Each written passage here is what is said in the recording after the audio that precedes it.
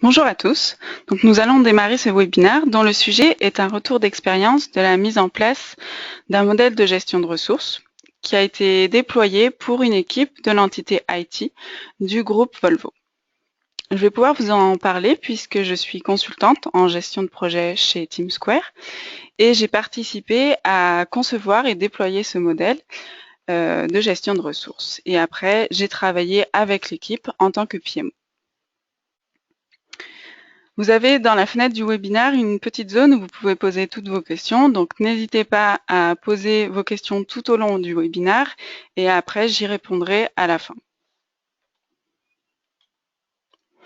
Ce webinaire va durer 1 heure en tout, avec une présentation de 45 minutes et à la fin, il y aura un temps questions-réponses où justement je répondrai aux questions posées dans la fenêtre dédiée. Donc pour commencer, je vous présenterai rapidement TeamSquare. Après, on verra pourquoi cette initiative a été mise en place, qu'est-ce qui a été mis en place et quels sont les résultats. Donc rapidement, une présentation de TeamSquare. Donc TeamSquare est une société dont le cœur de métier est le management de projets et de portefeuille de projets. Son savoir-faire est reconnu avec des consultants qui ont plus de 20 ans d'expérience. Et c'est avant tout une équipe, toute une équipe, c'est-à-dire que quand on fait appel à TeamSquare, on ne fait pas seulement appel à un consultant, mais vraiment il y a une équipe derrière qui est composée à la fois de consultants fonctionnels, mais aussi techniques. Tous nos consultants sont certifiés Microsoft et on a aussi des consultants qui sont certifiés SAP PPM, donc qui est un module d'SAP dédié à la gestion de projet. On a 2 agences. Le siège social se trouve à Lyon, vers la gare Pardieu, et puis on a une autre agence à Paris, vers la Bastille. Bien sûr, nos consultants peuvent intervenir partout en France et aussi partout dans le monde. Alors, par rapport à nos clients, on intervient vraiment chez tout type d'organisations, aussi bien des organisations publiques comme privées, des petites entreprises comme des grands comptes, et puis dans divers secteurs comme le secteur bancaire, le secteur automobile ou industriel.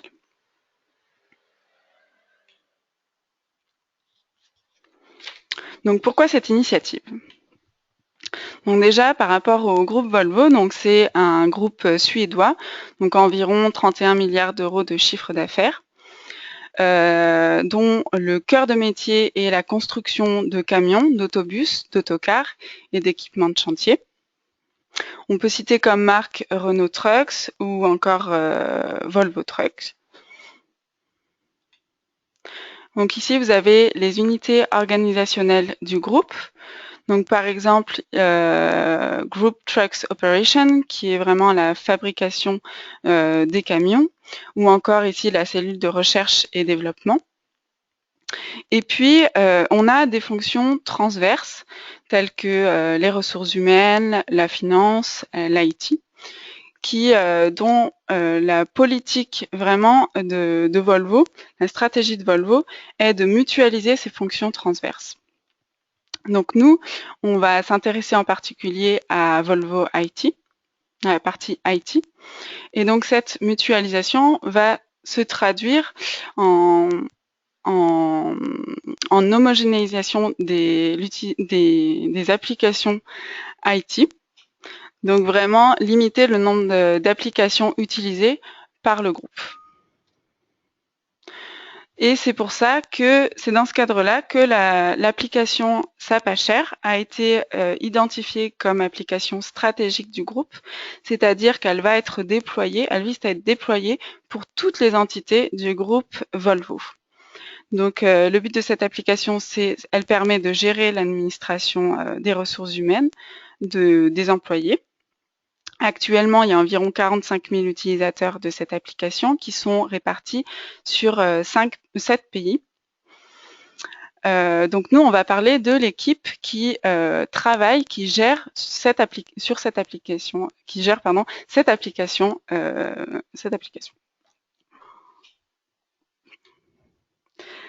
Donc du coup, cette équipe travaille sur la maintenance. Ça fait, pour avoir un ordre d'idée, c'est à peu près 60 cas traités par semaine, sachant qu'ici, on parle vraiment des cas traités par le niveau 2 et 3. Et en amont, il y a à peu près 80% des cas qui sont traités par les key users. Donc là, c'est vraiment, on parle des 20% des cas restants. Il y a les évolutions. Donc les évolutions sont des ajustements de fonctionnalités qui existent déjà. Donc il y en a à peu près 144 par an. Et puis les projets, donc ça peut être des projets de déploiement, des projets aussi techniques. Donc on a environ 11 projets par an sur cette application-là. Donc ce qui nous fait un total d'environ 37 ETP et puis un budget de 7 millions d'euros. Donc pourquoi est-ce qu'on a mis un modèle de gestion de ressources en place? Première constatation, c'est qu'on avait des ressources partagées.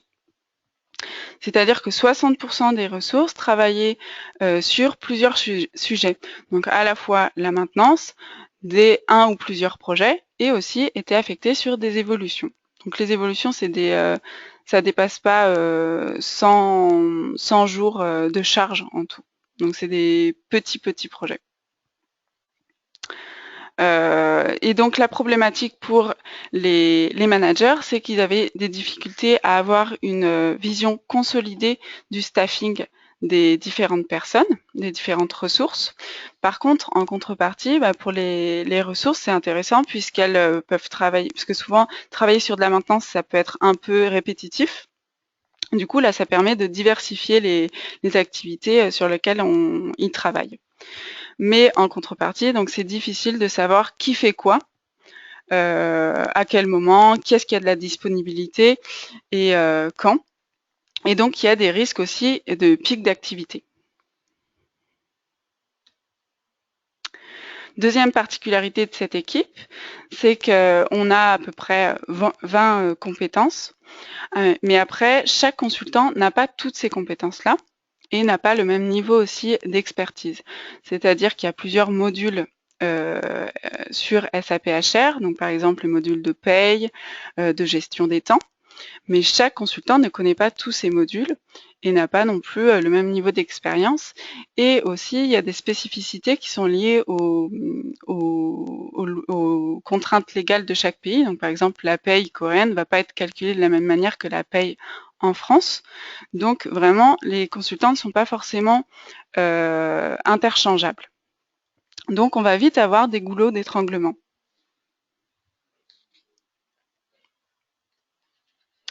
Et puis, c'est une équipe internationale, donc qui est présente sur 7 principales sites. Donc, il y a environ 42 ressources. Il faut savoir que c'est une équipe qui s'est agrandie et qui vise à s'accroître aussi, puisque cette application va être déployée dans de plus en plus de pays. Donc, il y a des chances pour qu'il y ait des nouveaux sites qui soient mis en place. À titre d'exemple, l'équipe du Japon a été mise en place en 2014 et l'équipe en Pologne, donc les 10 personnes en Pologne, a été mise en place en 2013. Donc c'est vraiment une équipe qui s'accroît régulièrement. Donc pour le manager, c'est d'autant plus difficile de gérer ces équipes-là qui sont en constante évolution. Et on considère qu'à partir de 20 ressources, il est difficile pour un manager d'avoir une idée claire du plan de charge des ressources sans un outil dédié à la planification. C'est d'autant plus difficile puisque le management à distance est pas facile. Le manager n'est pas directement en contact avec son équipe, donc ils peuvent pas. C'est plus dur de savoir s'il y a beaucoup de pression sur le plateau, si une personne est en difficulté ou justement n'a pas assez de travail actuellement.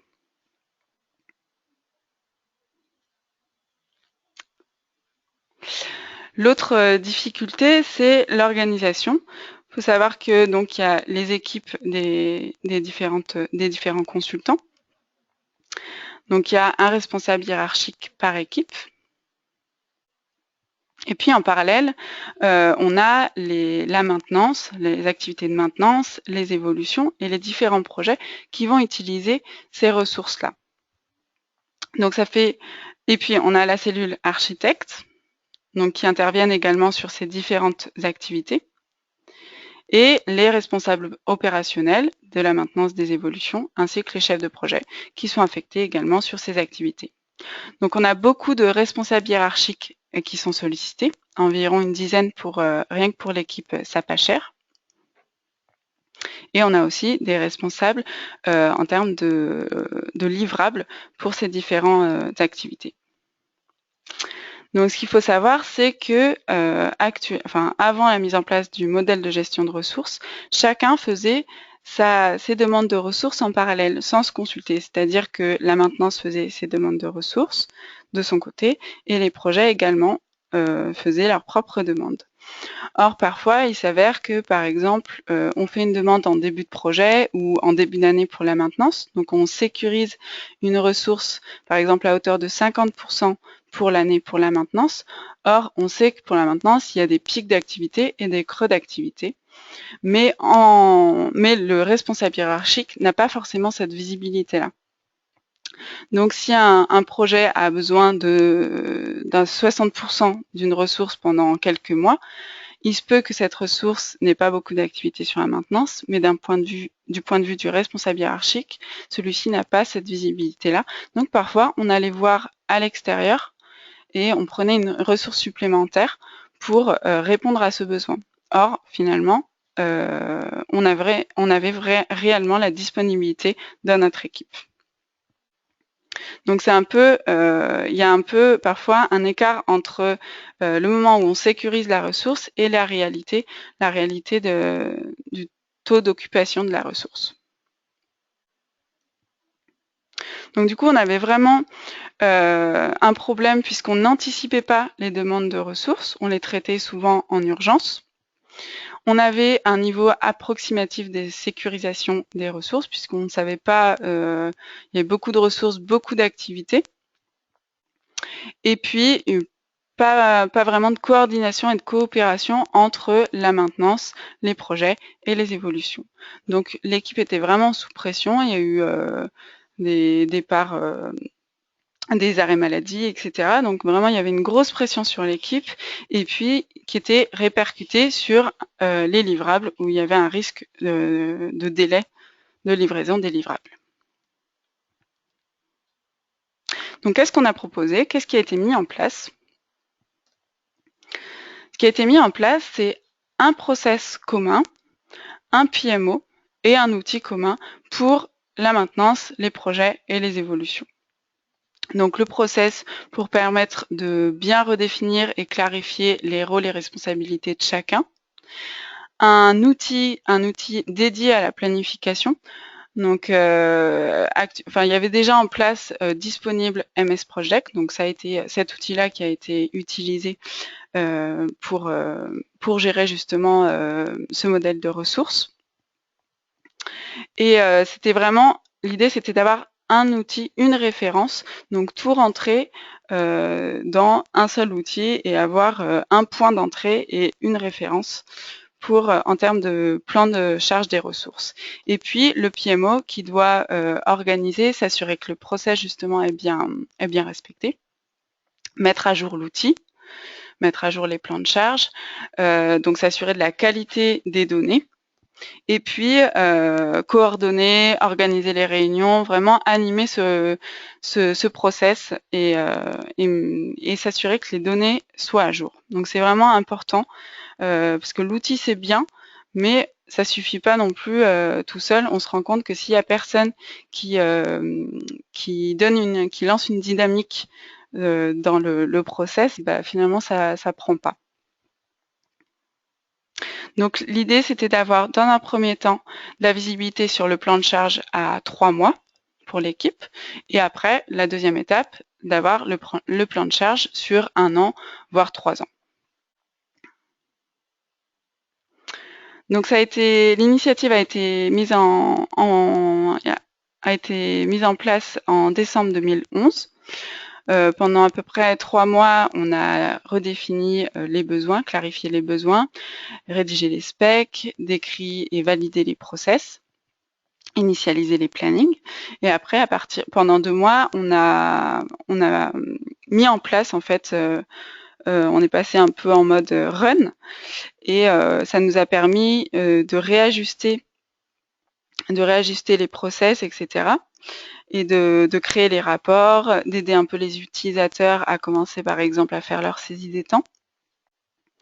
Et en avril 2012, on est passé réellement en mode production.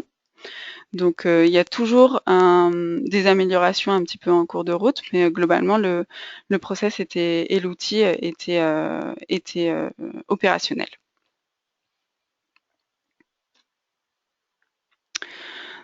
Donc voilà, quel est le process pour constituer le plan de charge à 3 mois?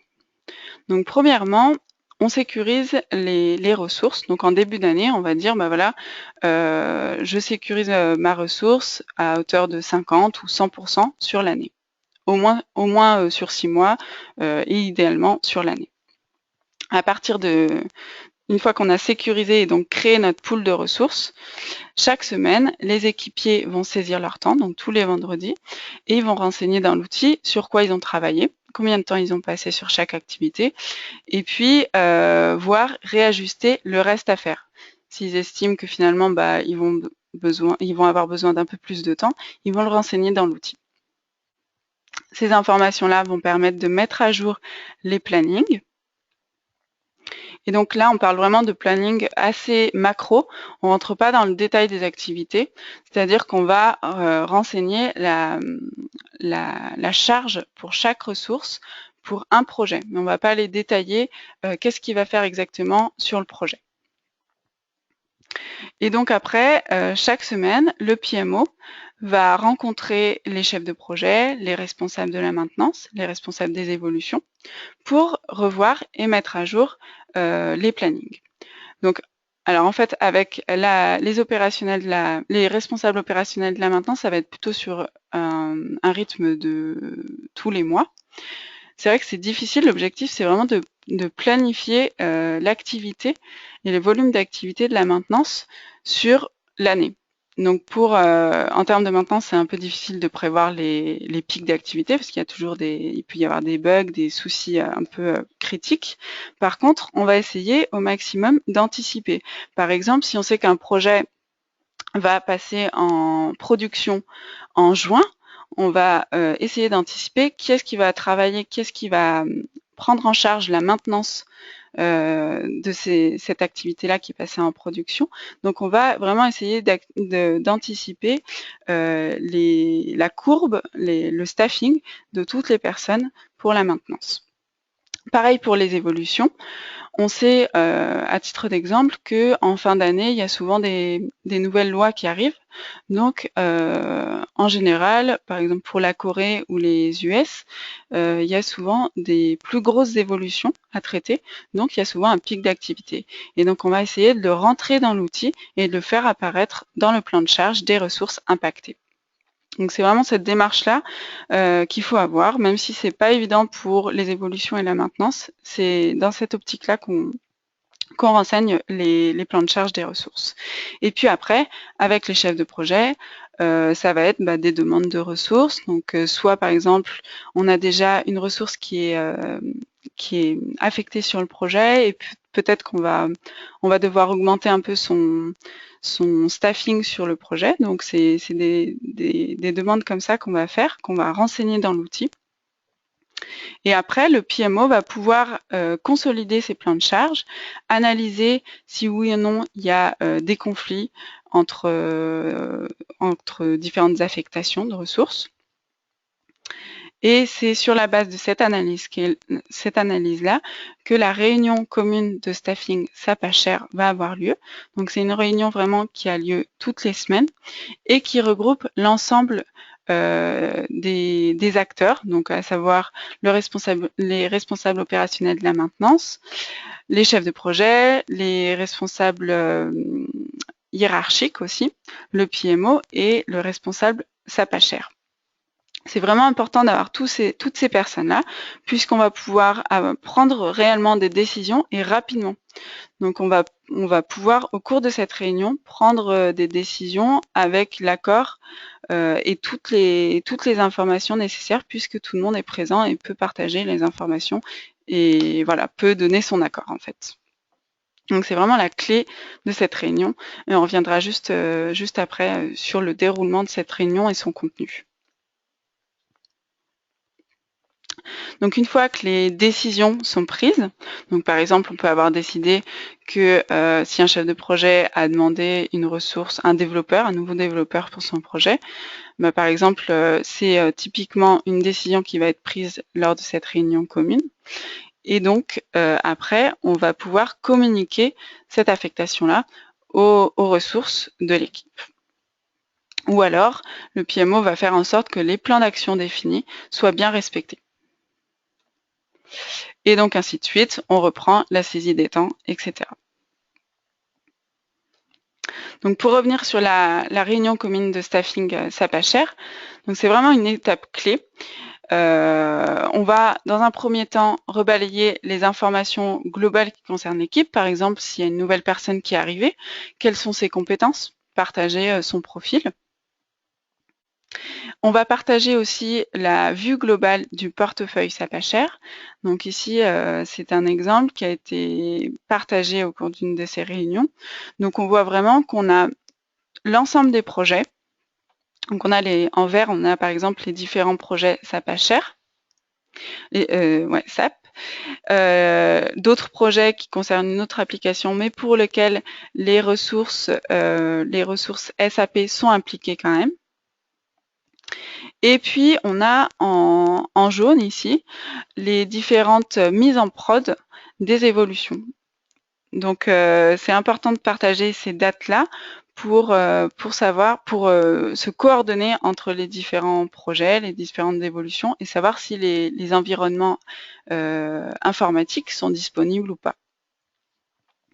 L'idée, c'est vraiment de rentrer de mettre en visibilité toutes les activités, même si elles sont pas encore planifiées, les dates sont pas encore définies réellement. On va les mettre en visibilité.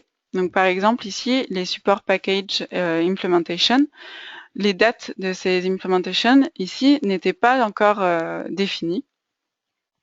Mais on va les mettre en visibilité pour que les chefs de projet puissent nous alerter et nous dire attention, moi ces dates-là, ça me convient pas puisque je passe en production, donc est-ce qu'on pourrait pas le décaler, etc. Donc ça permet aussi de se coordonner dans le portefeuille projet, d'avoir une coordination entre les activités.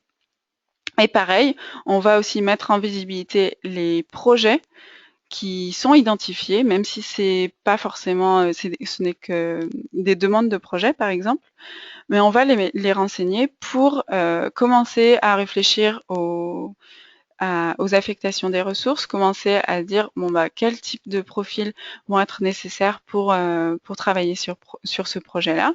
Est-ce que potentiellement elles sont disponibles? Est-ce que peut-être qu'il faut former quelqu'un pour travailler et réussir ce projet. Donc voilà, ça va ouvrir le dialogue et pouvoir établir des stratégies de ressources. Après, donc, on va balayer les alertes de suraffectation et sous-affectation des personnes, donc des alertes remontées par le PMO, trouver des solutions ensemble. Et puis, on va traiter les demandes de ressources.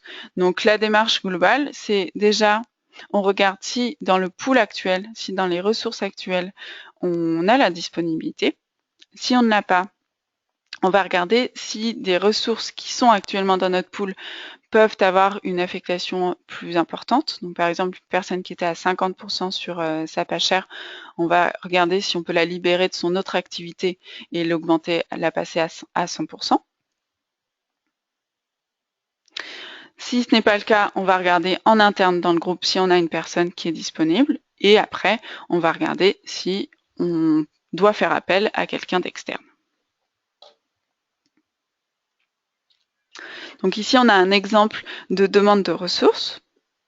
Donc là, le profil demandé, c'était un consultant SAP Portail, donc pour travailler sur le projet MOSUF. La charge estimée, c'était un 30%, et la ressource que le PMO propose, c'est Nabil. Donc du coup, le PMO a déjà pré-staffé Nabil pour voir ce que ça, pour tester un peu, pour voir ce que ça rendait dans son plan de charge actuel.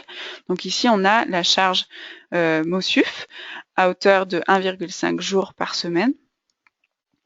Et on voit que Nabil, notamment sur le mois de novembre, dépasse un peu les 5 jours, mais qu'après, ça passe, grosso modo. Donc là, l'idée, c'est de rebalayer toutes ces affectations.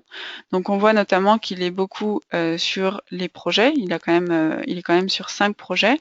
Mais si on regarde bien, et le PMO, c'est que il a très peu de charges, donc c'est plutôt une affectation de support. Donc on lui prévoit de la charge, mais c'est plus au cas où. Mais pour que ça ressorte quand même dans son staffing et que lui aussi soit au courant. Et il est aussi sur les activités de maintenance, donc à hauteur de 2-3 jours par semaine. Donc en général, la maintenance, on considère que c'est un peu un buffer. Souvent, on prévoit un peu plus que ce qui est nécessaire. Et c'est puisque les responsables opérationnels de la maintenance sont présents lors de cette réunion qu'on va pouvoir leur demander est-ce que c'est possible de réduire un peu? Est-ce qu'il y a beaucoup d'activités en ce moment sur la maintenance? Ou est-ce qu'on peut libérer un petit peu Nabil de la maintenance et qu'il puisse travailler sur ce projet? Donc là, en l'occurrence, la conclusion, ça a été qu'il pouvait effectivement travailler sur ce projet-là. Donc il a été effectivement affecté.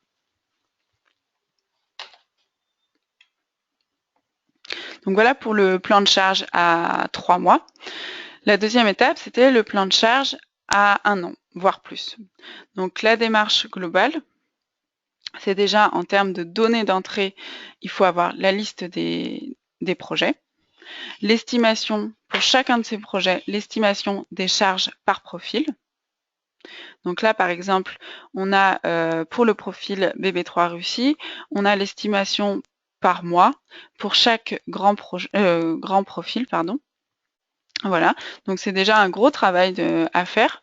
En général, c'est les profils seniors qui peuvent travailler là-dessus et faire une estimation grosse maille des besoins en termes de profil pour ce projet. Il faut aussi qu'on ait les hypothèses de planning. Par exemple, est-ce qu'il y a des contraintes, est-ce qu'on a des grosses échéances pour livrer les projets, qu'on connaisse notre capacité justement en termes de ressources humaines, et puis les profils que l'on dispose. Avec toutes ces informations-là, on va pouvoir renseigner tout ça dans l'outil et sortir un plan de charge global. Donc typiquement ici, on va voir que donc pour la maintenance et les évolutions, on a environ entre 17 ETP et 20 ETP lissés sur l'année. Et puis ici aussi, on va voir la charge prévue pour les projets avec les hypothèses actuelles du planning. Et ici, on a les business consultants aussi en jaune. Avec la ligne de notre capacité actuelle, notre capacité le nombre d'ETP disponibles. Donc on va essayer au maximum de lisser cette charge sur l'année pour ne pas avoir des gros pics d'activité. Et donc la deuxième étape, une fois qu'on a vraiment lissé cette charge sur l'année, on va vérifier si par profil, on a également des gros pics d'activité. Donc par exemple ici, on a zoomé en fait sur le profil Business Consultant et donc on voit que notre capacité maximum est de 3 ETP et au mois d'octobre-novembre, on a un gros pic d'activité. Donc là, on va refaire le travail, essayer par exemple de décaler un projet dans le temps pour qu'il commence pas en même temps qu'un autre, et voilà, refaire un peu, retravailler nos hypothèses de date, en fait, des projets, pardon. Et enfin, du coup, on va pouvoir avoir un planning le plus réaliste possible du portefeuille HR. Donc bien sûr, cette démarche-là, elle se fait pas en claquant des doigts, donc c'est vraiment, on essaye de la faire tous les 6 mois idéalement, mais sinon en début d'année ou en fin d'année. Et après, ça prend quand même au moins un mois pour travailler les hypothèses, récolter, rassembler toutes les demandes de projet, estimer donc les charges par profil pour chaque projet. Donc vraiment, c'est un travail assez conséquent, mais qui permet d'avoir et notamment de sécuriser les ressources en début d'année sur la base de cette hypothèse, de ce planning-là de portefeuille HR. Donc là, on a vu la démarche pour avoir le plan de charge à 3 mois, pour avoir le plan de charge long terme, donc sur un an. Mais il faut savoir que la mise en place de cette solution a aussi fait émerger d'autres idées, d'autres besoins. Donc, par exemple, ça a été utilisé aussi pour suivre et anticiper, planifier le budget de la maintenance. On a aussi une meilleure connaissance du pool de notre pool de ressources, de notre activité. Et on a beaucoup travaillé aussi sur les matrices de compétences, c'est-à-dire qu'on a essayé de remettre à plat et redéfinir qu'est-ce qu'on attendait pour chaque profil et comment est-ce qu'on évaluait le niveau des différents consultants. Donc ça a été un travail de toute l'équipe pour se mettre d'accord et établir vraiment les critères d'évaluation, si c'était un junior ou un senior, pour les différents modules SAP. Et puis, on a également intégré la gestion des environnements informatiques dans cet outil-là, qu'on a géré en tant que comme des ressources finalement. Voilà. Donc, quels sont les résultats qui ont été obtenus? Déjà, on a pu mettre la bonne ressource au bon moment. Donc, il y avait, avec ce travail aussi de lissage d'activité, on a beaucoup moins de pics d'activité, puisqu'on anticipe mieux. Et puis, on était capable d'anticiper les conflits. Donc, bien sûr, malgré tous ces efforts de planification, il y a toujours des changements, il y a toujours des activités qu'on n'avait pas prévues, etc. Donc, il y a forcément toujours des gros pics d'activité ou des conflits pour certains profils. Mais par contre, on arrive à l'anticiper et quand bien même on les anticipe, on sait prioriser, c'est-à-dire qu'on a les informations, on sait justifier, enfin, on a la liste exacte de qui fait quoi à quel moment, donc on a les éléments pour prioriser et on peut le faire rapidement. Donc, en général, l'équipe est moins stressée, il y a moins de pics d'activité et aussi, quand il y a un pic d'activité, les personnes avaient le réflexe de remonter rapidement une alerte. Donc, du coup, ça permettait de gérer rapidement les problèmes. On a fait, c'est vrai que c'est un investissement puisqu'on investit donc dans un outil et on met en place un PMO. Mais par contre, on a fait l'exercice de regarder comment, qu'est-ce que ça a impacté en termes de coûts. Et finalement, on s'est rendu compte que ça nous permettait de gagner aussi, d'économiser sur certains points. Donc, par exemple, on a vu que on a réussi à maintenir le même budget alors que notre périmètre a augmenté. Donc, on a fait, entre le moment où on a déployé cette solution et aujourd'hui, on a fait 2 déploiements SAP dans 2 pays différents. Et du coup, on estime qu'on aurait dû augmenter de 2 ETP. Or, on a gardé le même budget. Donc, on a économisé environ 60 000 €.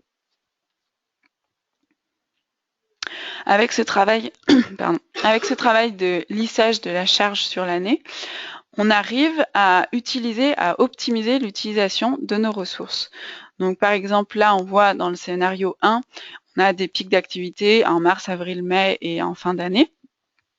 Donc on aurait dû faire appel à 0,25 ETP en plus de ce qu'on a, puisque notre capacité est de 2 ETP. Or, grâce à ce travail de lissage, on va pouvoir utiliser nos 2 ETP efficacement sur toute l'année, sans avoir des gros creux et des gros pics d'activité. Donc du coup, si on fait ce raisonnement-là, donc on économise 20 000 euros, et si on le réalise 3 fois dans l'année, ça fait encore 60 000 euros d'économiser. Ça nous a permis aussi de limiter le buffer par projet, c'est-à-dire que chaque chef de projet prenait un peu son buffer pour limiter les risques sur son projet. Or là, maintenant, on mutualise ce buffer pour l'ensemble des projets.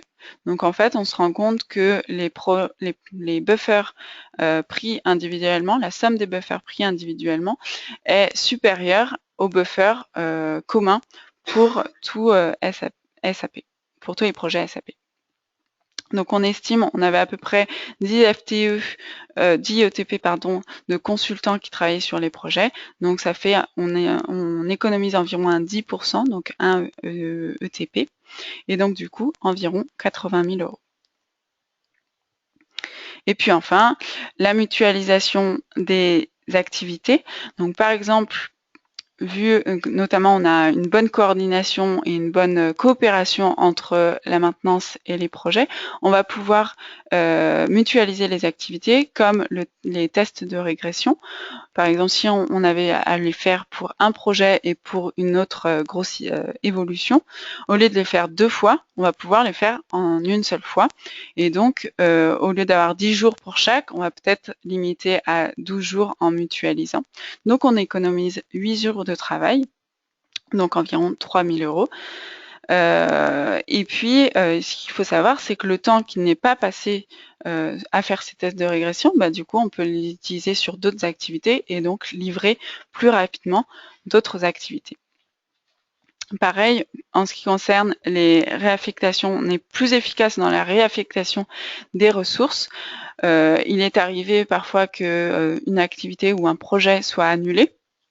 Donc du coup, une ressource qui était prévue, préaffectée sur ce projet, se retrouve sans affectation temporairement. Donc par exemple ici, un 50% qui était annulé, on arrive à le restaffer en une semaine, et avant on estime qu'il nous fallait à peu près 3 semaines pour restaffer cette personne. Donc du coup, on gagne la moitié d'un ETP sur 10 jours, donc environ 2 000 euros. Si on arrive à le refaire 4 fois dans l'année, du coup, ça nous fait 8 000 euros d'économiser. Donc voilà, donc c'est vraiment pour montrer que malgré l'investissement, il y a des retours sur investissement et on arrive à faire des économies. De manière plus générale, on arrive à gagner du temps, donc en traitant plus rapidement, plus efficacement les demandes de ressources. Donc c'est plus facile de trouver un développeur, par exemple, à hauteur de 50%, que trouver 2 développeurs, que de gérer 2 demandes, de petites demandes, donc un à 30% et 20%. Donc on arrive plus facilement, on mutualisait en fait, on consolidait les demandes de profil. Et puis, comme on l'a vu tout à l'heure, comme on l'a dit tout à l'heure, on arrive à gérer à traiter les demandes en environ, en moyenne, 1 semaine. Or, avant, c'était plutôt 3 semaines. Donc, on a divisé par 3 le temps de traitement des demandes. Et ce qu'il faut savoir, c'est qu'avant, on faisait une demande en début d'année, une demande pour la maintenance, pour chaque projet et pour les évolutions. Or là, maintenant, on en fait une en début d'année pour chaque ressource. Donc on estime avoir limité le volume d'administratifs, de contrats par ressource. Donc on les a divisés par 3.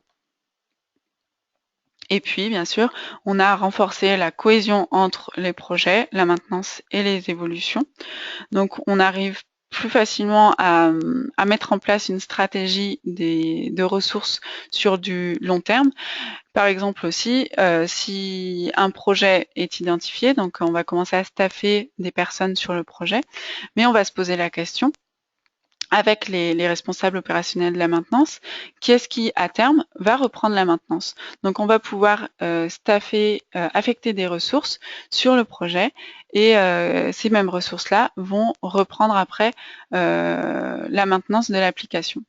Et on se rend compte que souvent, les personnes qui sont impliquées dans le projet et qui savent qu'elles vont devoir gérer cette application et maintenir cette implication vont peut-être faire du travail de meilleure qualité. On a renforcé, facilité la coopération. On se rend compte que y a plus de flexibilité des affectations.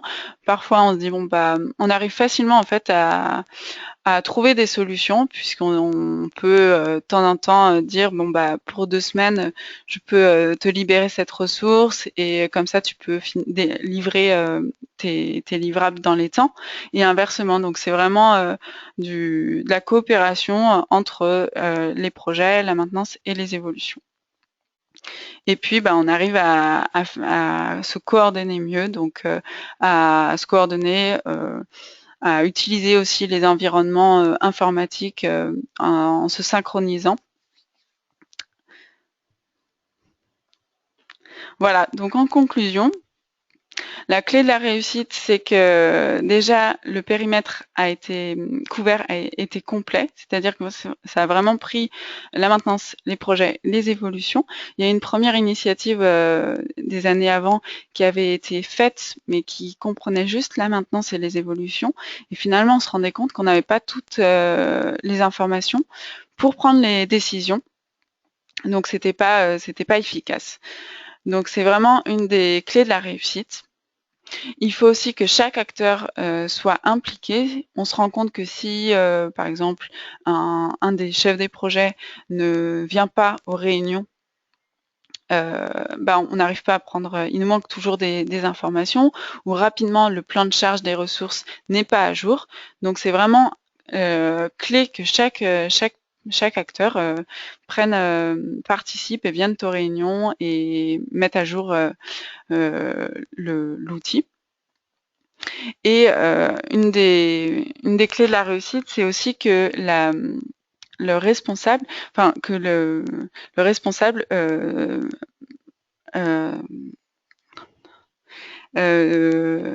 soutienne cette solution, c'est-à-dire que le message qui était passé, c'est que si on rentrait pas la demande de ressources dans l'outil, la demande n'était pas prise en compte. Donc c'était vraiment pousser à ce que chacun joue le jeu. Et puis, le fait que ça a bien marché aussi, puisque c'était un process hebdomadaire, mais en même temps flexible. Donc c'est vrai que le fait que ce soit hebdomadaire, ça permet de toujours maintenir à jour le plan de charge, puisqu'on se rend compte que rapidement, ça change et rapidement, on a des informations obsolètes. Donc le fait de mettre à jour de manière hebdomadaire, ça permet vraiment d'avoir le plan de charge actuel. Et par contre, il y a des périodes forcément, notamment en été, où l'activité est un peu plus creuse. Donc, on fait des réunions, mais beaucoup plus light. On va faire des réunions de 1/4 d'heure, tant pis. Le but, c'est pas de faire une réunion, c'est vraiment de partager les informations nécessaires. Si on a besoin que d'1/4 d'heure, on fera 1/4 d'heure. Et si on a besoin d'1 heure, on va utiliser cette heure-là. Mais c'est vraiment pas faire une réunion pour faire une réunion, mais toujours garder ce point-là dans les calendriers, dans les agendas. Et puis, le fait que, comme je le disais, c'est l'outil, il y a un seul outil de référence. Donc, pousser vraiment à tout rentrer dans un seul outil et que ce soit l'unique référence pour l'ensemble du portefeuille. Donc, le bilan est positif puisqu'on se rend compte qu'il y a un investissement, mais qu'il y a un retour d'investissement aussi. On se rend compte que si en l'occurrence le PMO part en vacances ou n'est pas là pour X raisons pendant une période, rapidement les managers n'ont plus la visibilité et ne peuvent plus piloter correctement leur pool de ressources. Et ce qui est intéressant aussi, c'est que c'est toujours une démarche d'amélioration continue. C'est-à-dire qu'il ne faut pas se dire qu'au début, ce sera parfait, mais petit à petit, on améliore, on identifie des problèmes ou des points à améliorer.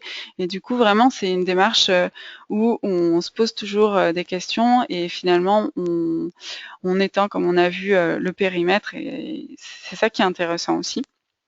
Et donc, on est vraiment passé d'un mode de réaction à un mode d'anticipation.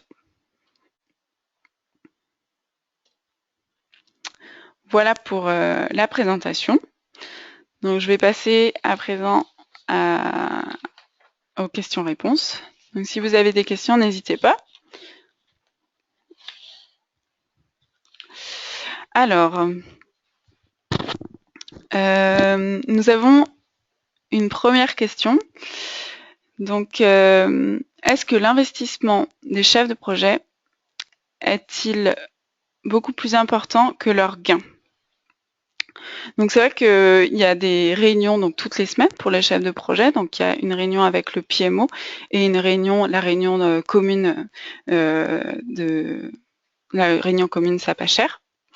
Donc en termes d'investissement, ça fait 2 réunions, mais par contre, donc déjà s'il n'y avait pas de nouveauté, on peut faire rapidement le point avec le PMO, mais ça peut être annulé aussi. Donc ça dépend aussi des informations que le chef de projet a à partager. Mais en termes les retours que j'ai des chefs de projet, c'est vraiment, ils ont une bonne qualité d'information, ils ont une vue sur l'ensemble du portefeuille de projet. Il y a une réelle flexibilité quand ils ont des demandes urgentes de ressources. On arrive tout le temps à leur trouver une solution.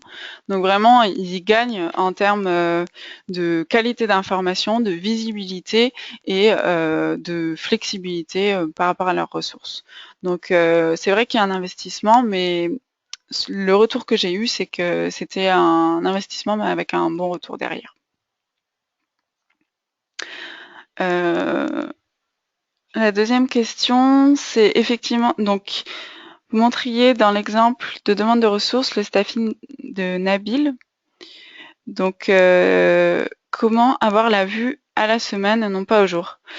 Donc, la vue que j'avais présentée était bien à la semaine, mais par contre, ça c'est quelque chose qui est facilement modifiable. Donc, on peut avoir à l'année si on veut, à la semaine, au mois ou aussi au jour. Donc, ça c'est vraiment une vue qui peut être ajustée suivant le besoin que l'on a.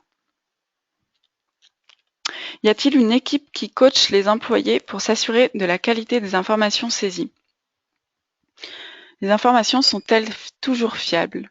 Alors du coup, en termes de support aux utilisateurs, c'est le PMO qui faisait ça. Donc chaque mois, on vérifiait aussi la cohérence globale des informations. Après, quand le PMO valide les informations, on voit rapidement s'il y a des soucis, si c'est aussi en accord avec ce qu'on avait prévu.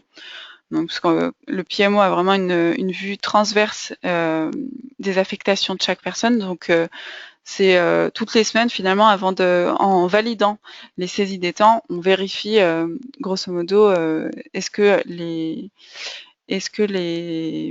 les informations saisies sont cohérentes.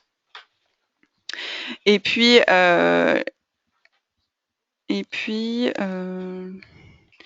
alors après, pardon, excusez-moi. Alors, quelle est la durée de la réunion SAP-HR? Donc, la réunion commune SAP-HR durait en moyenne, comme je disais, une heure. C'était prévu 1 heure, mais comme je disais, c'était vraiment ajustable. Donc, si une semaine, parfois on annulait s'il y avait vraiment pas de nouvelles demandes ou pas de soucis. Et puis, sinon, on faisait un quart d'heure, mais en général, on arrivait quand même à. Enfin, il y a toujours ça qui est surprenant, même s'il n'y a rien de particulier, pas d'événement particulier. Souvent, on avait des informations à partager, donc quoi qu'il arrive, c'était quand même toujours utile.